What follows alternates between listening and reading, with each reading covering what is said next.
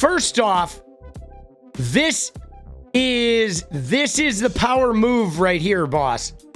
I mean, Zelenskyy is a smart man, boss.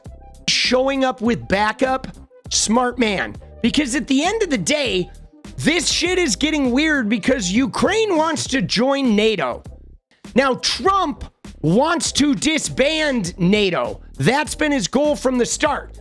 And now what they're doing is they're like trying to say some shit about, oh, we're going to give you some security assurances if you don't join NATO. But like, dude, they already did that. There were security assurances given in like 1994, I think. And Putin never listens to any of this shit. Okay? So that's the problem. Like, I think Ukraine should join NATO and fuck Putin and fuck Trump. But Zelenskyy brought all the backup. So Trump couldn't ambush him again. Because remember the last time they ambushed the shit out of Zelenskyy. And this time he's like, fuck you. Now you have everybody on my side. The whole fucking world. Right? And this was a brilliant move.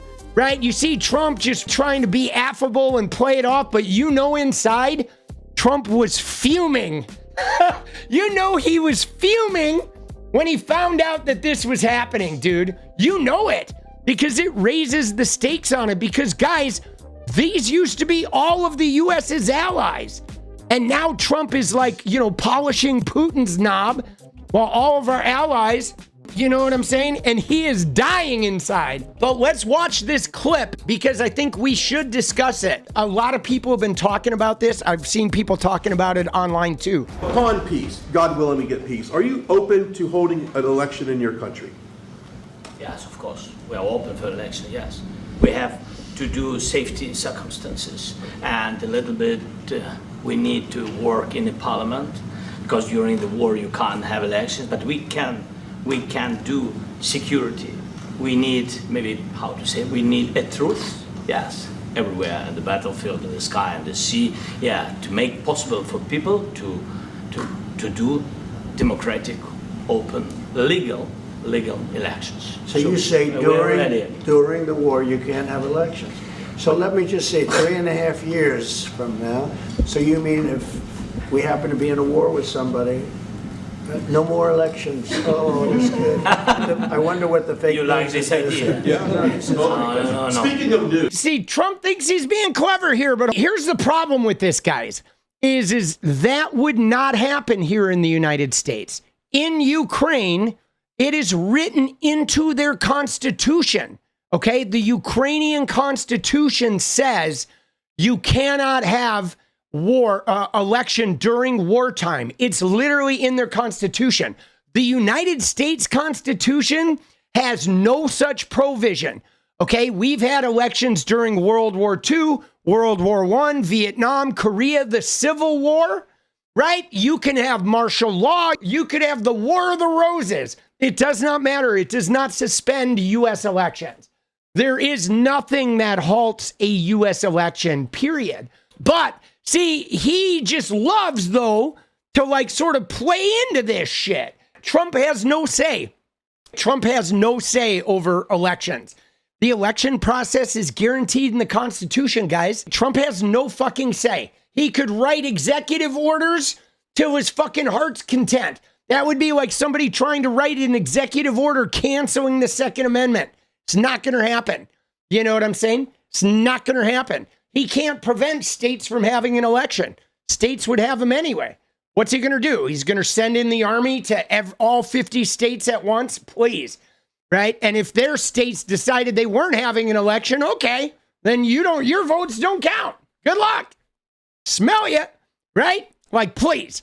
I know he's going to write an executive order, but again, that's not going anywhere either. He can't touch mail-in voting. Trump can't touch the election process. And Amy McGrath said the Constitution would like a word, and it's because Article 1, Section 4, right? The states have the power to regulate the time, place, and the manner of the election.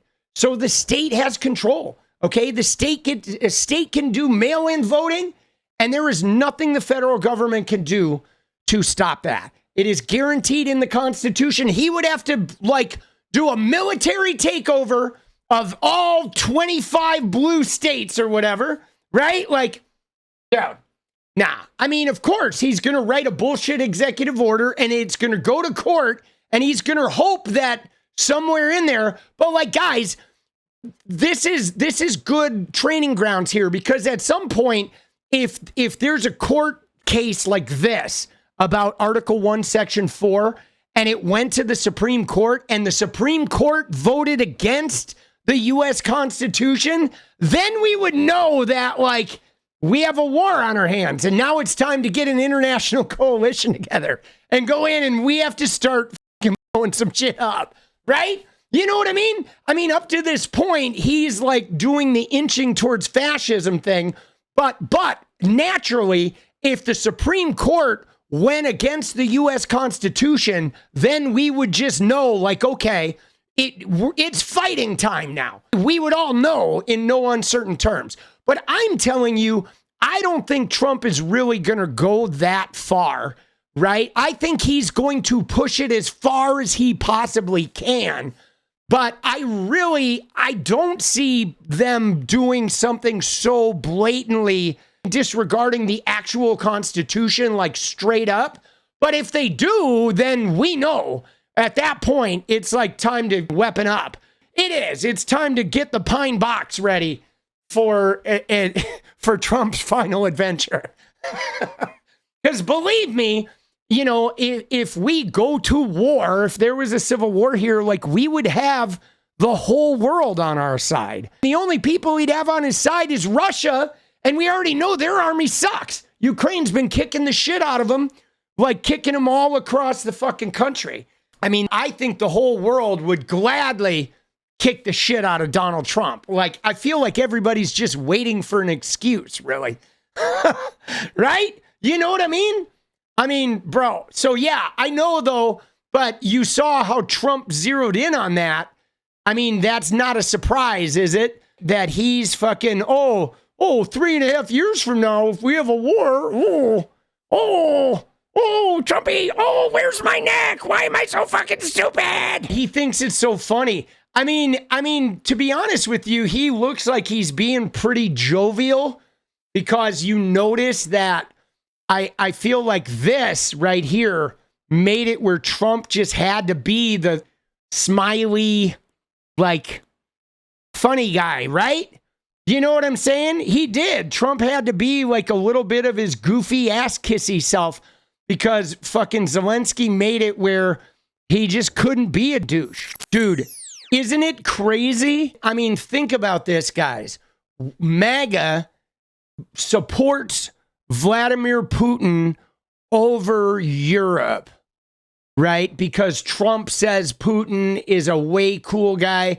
Tucker Carlson is always talking about how great Russia is. And I don't know if you guys realize this, but this is something that, you know, speaking of Jillian Michaels, who I made a video about her, like an addendum to the video today, because she replied again, sort of. You'll have to watch the video. But the white supremacists like 𝗙ecie𝗶𝗹𝗪 that hang out on Jillian Michaels' show, they use Russia too, right? They show like Russian malls or Polish malls.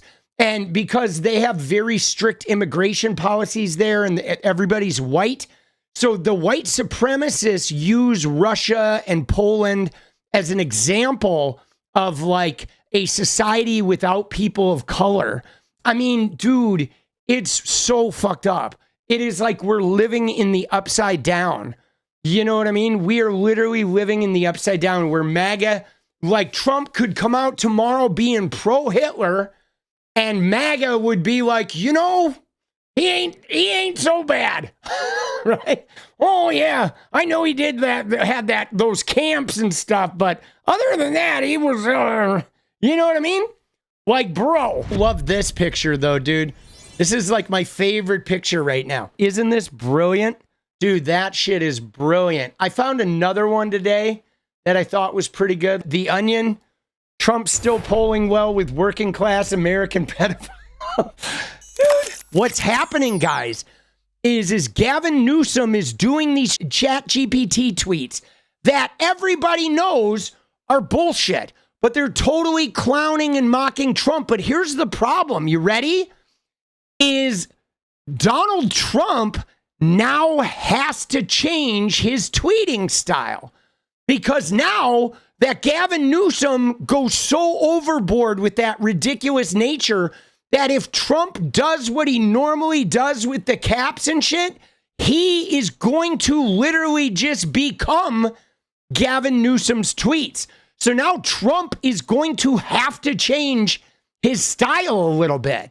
He's going to be forced to either play right into Gavin, or he's going to have to somehow do it a little different.